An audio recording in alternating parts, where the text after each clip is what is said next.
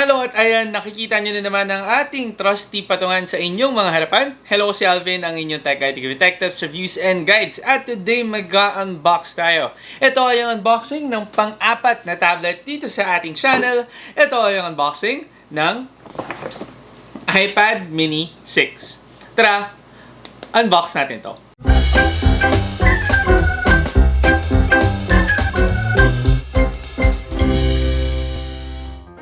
So ayun guys, kaka-launch lang ng iPad Mini 6 sa Beyond the Box. So kung kayo ay interesado na kunin ang inyong iPad Mini 6, syempre i-check out nyo na yan sa Beyond the Box. Actually, kakakuha ko lang talaga nito, tapos nung nalaman ko na available yan sa Beyond the Box, dumiretso agad ako sa store nila. Tapos pinuntahan ko kagad at kinailangan kong kunin ng ating iPad Mini 6. Dahil after seeing yung specs, features, and yung size ng ating iPad Mini 6, medyo na-convince talaga ako na ito ang tablet na gusto. So, ayan guys, i-unbox na natin to. So, ang nakakatuwa sa ating iPad Mini 6 guys, of course, yung size niya. At makikita niyo naman, ayan, cute na cute ulit ang kanyang box. So, actually, meron akong iPad Mini 2 before. And ayan nga, medyo nakakatuwa na ang layo ng generation na na-skip natin. So, ayan, unboxing yung iPad Mini 6 natin. Ang nakakatuwa, ayan, kita niyo naman yung napakagandang design ng kanyang box. Tapos, ayan, meron ulit tayong pull-out tab dito sa baba na kapag hinila mo, ayan, matatanggal mo na kagad yung kanyang plastic. So, nakakatuwa yung mga ganito talaga pagdating sa Apple. Very premium. Well, premium din kasi yung presyo niya talaga. So, ito guys, again, nakuha natin sa Beyond the Box. And thank you so much sa Beyond the Box dahil naging available kagad ito sa inyo. Ang tagal kong inantay na magkaroon ng iPad Mini 6 dito sa Pilipinas. So, without further ado, tanggalin na natin siya sa kanyang box.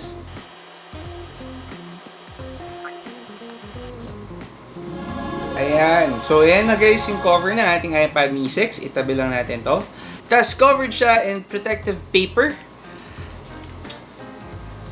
And, ito na guys, ang iPad Mini 6. So, tanggalin ko ba muna to? I-check. Hindi. Ihuli na natin to para, syempre, grand unveil tayo. Dito muna tayo sa other contents pa ng ating box. Meron tayong pull-out compartment dito. Na ang laman nito ay ang ating parang quick guide para sa iPad Mini 6. And then, ang ating, mga documents lang din. Quick guide din, part din siya ng quick guide natin, guys. At syempre, ang iconic na Apple stickers para talaga mapamukha mo na afford mong bumili ng mga napaka-premium na Apple products. So, ito na guys, other accessories pa ng ating box. Meron tayong USB Type-C to USB Type-C cable. And then, lastly, ang other pa na laman niya ay ang ating USB Type-C na charger. So, 20-watt charger siya guys. Yun, ang isa sa mga pinaka-disappointing talaga sa mga Apple products ang mga charger natin hindi talaga ganon ka-fast charging as compared to other devices. So, yun na nga guys, lahat ng laman ng ating box. Ngayon, pwede na tayo mag-focus dito nga sa ating iPad Mini 6. So, tanggalin lang natin siya sa kanyang protective paper. Okay, so para matanggal siya guys, kailangan mo talagang basically tanggalin yung buong paper. Hindi mo siya pwedeng hilain lang. Wow! So, ayun na guys. Ang ganda. Oh. So, eto na guys, yung iPad Mini 6 and grabe. Okay, so para sa akin, ito talaga yung perfect size ng iPad na gusto ko. And basically, any tablet lang din talaga. Ito na yung pang-apat na tablet na na-review ko dito sa channel. And so far, yung size talaga, yung pinaka-hinabol ko yung ganitong size lang. Kasi masabog ko yung compact at saka yung portable talaga na device. And gusto ko lang additional screen real estate. Pero ayoko naman yung sobrang laki to the point na medyo hassle para sa akin na buhatin siya. So anyway, i-set up ko lang to guys. Pero ayun, pakita ko lang sa inyo yung back design ng ating iPad Mini 6. Kinuha siya in the color Space Gray. And kita nyo naman, sobrang linis talaga nga naman ng mga iPad products. Tapos, pagdating sa kanyang design, ayun, very similar sa mga iPad Pro talaga. Ginawa mo lang siyang mini. Ginawa mo lang siyang smaller version niya. So ngayon, i-set up ko lang siya. Tapos, balikan ko kayo kapag okay na to. Oh, ganda nun.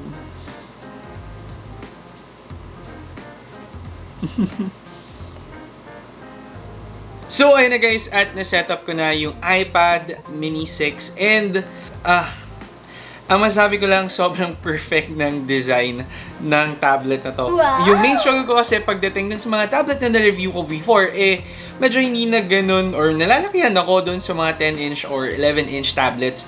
Kasi lalo na kapag nanonood ako ng mga videos o kaya naglalaro ako ng games. For this one kasi, parang perfect na perfect talaga yung size niya, lalo ko lang kung naglalaro ka. Kasi magaan siya, portable siya, and ayun nga, basically yung size niya is everything. And when it comes dun sa design, talagang adapted dito or inspired doon sa ating mga iPad Pro na tablets. Comparing it to the previous iPad minis kasi, talagang overdue na sila for a redesign kasi parang nakalimang generations na ng iPad nang wala masyadong binabago. Comparing it doon sa previous generation natin pagdating sa design, ito yung talagang iPad mini ko dati, ayan o, mas almost the same size lang silang dalawa. May onting difference lang kung saan mas maliit pa ng konti yung ating iPad Mini 6 dito sa iPad Mini 2. Tapos, aside pa doon, yung thickness nila mas makapal naman to.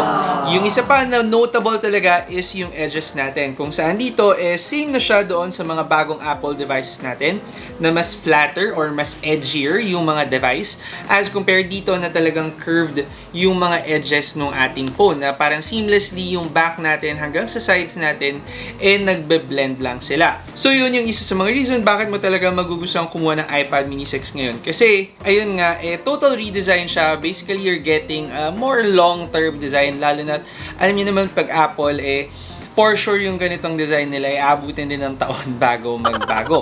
Ang maganda pa dito, of course, is yung screen natin. So, comparing it again to the previous iPad minis, mas malaki yung screen real estate natin dito. Given na wala na yung home button natin, pero kapansin-pansin din na pagdating sa mga bezels niya, mas makapal. Comparing doon sa mga previous generations. Para sa screen niya, we are getting an 8.3-inch liquid retina display. However, pagdating sa brightness, maliwanag pa rin naman siya. Feeling ko lang mas maliwanag yung mga other tablets or yung iPad Pros talaga. Side pa dyan, ang maganda nga dito sa ating iPad Mini 6, yung chipset natin, gumagamit siya ng A15 na chipset. Meaning, same yung processors na ginagamit niya sa ating mga iPhone 13, 13 Pro na mga phones ngayon. So, yung speed niya is comparable talaga sa mga phones or latest phones ng Apple. Ang notable difference nila when it comes to performance yung camera performance ng ating iPad Mini 6 kung saan meron lang tayong isang rear camera na gumagamit ng 12 megapixel wide angle lens. Tapos dito naman sa harap, of course, is meron tayong yung kanyang front facing camera. And note lang din na yung front-facing camera ng ating iPad Mini 6 dito nakalagay sa taas at hindi dito sa kanyang gilid. So, ayun, kapansin-pansin lang nga na pagdating sa camera performance, mas hindi siya up to par doon sa mga, even sa ating mga iPhone 12. Pero i-check ko pa yan kung sakali magkaroon ako ng time na i-review ang tablet na to. Another thing pa, dito sa baba ng ating iPad Mini 6, yung kanyang charging port. Usually kasi yung mga previous Apple devices natin gumagamit pa ng Lightning port. At least dito gumagamit na siya ng USB Type-C port na talagang nung nalaman ko yun, naisip ko talaga, okay, ito talaga yung tablet na gusto ko. Very little compromise kasi same yung chargers na ginagamit niya sa iba ng mga devices na ginagamit ng mga normal na tao ngayon. Tapos, ayun nga, redesign tayo, panibagong chipset, and of course, yung magandang portability nga. Ayun, isipin nyo, kaya ko siyang hawakan using only one hand. Ang ganda. Hindi ko mapigilan mag-scroll dito sa tablet na to kasi nakakatuwa siya. So anyway, i-try natin of course na i-test out kung okay nga ba yung screen niya by playing a video and also yung audio niya. Wait lang. Ang tagal ko nang hindi nakakagamit ng Apple device. So ayan, habang nagde-download ako ng mga apps, ito. So meron din tayo dito na Apple Pencil 2. So ang nakakatuwa dito sa iPad Mini 6, compatible din siya sa second generation na Apple Pencil. Na, ayan nga, i-unwrap na din natin para ma-test out natin kung kamusta nga ba siya. So ito, again, may pull-out tab ulit tayo dito. Tapos, i-unbox na natin siya. Quick unboxing lang para sa Apple Pencil 2. Nakakatuwa na talaga mag-unbox ng mga Apple products. Very convenient talaga. Ay, ito. So, ayan, pag natanggal mo na yung cover, ito yung kanyang mga, of course, mga documents ng Apple Pencil 2. And then, finally, yung ating Apple Pencil second generation na mismo. Sad thing, of course, about the Apple Pencil 2, katulad naman ng ibang mga Apple products na nabibili mo, separately mo siyang bibilhin. So, yung already premium device or premium price ng ating Apple, ay ng ating iPad mini, madadagdagan pa ng napaka-premium price din ng Apple Pencil 2. Sobrang responsive ng pencil. For some reason, parang mas convenient pa na gamitin yung pencil kaysa sa sarili mong daliri. As in, sobrang bilis niya lang mag-react. I mean, comparing dun sa mga previous tablets na review ko, obviously, kasi napakataas ng chipset na ating iPad mini, and then obviously, magiging ganun niya siya kabilis.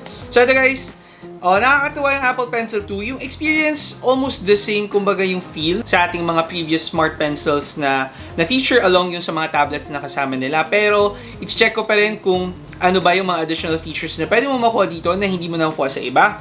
Tapos,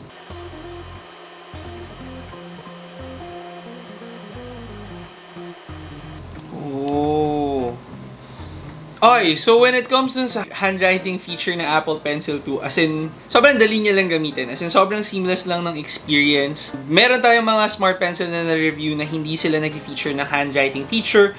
Dun sa nag-feature naman ng handwriting feature, for me, mas seamless and mas mabilis actually mag-react yung Apple Pencil 2. So, ito guys, itry na natin yung audio ng ating Apple iPad mini.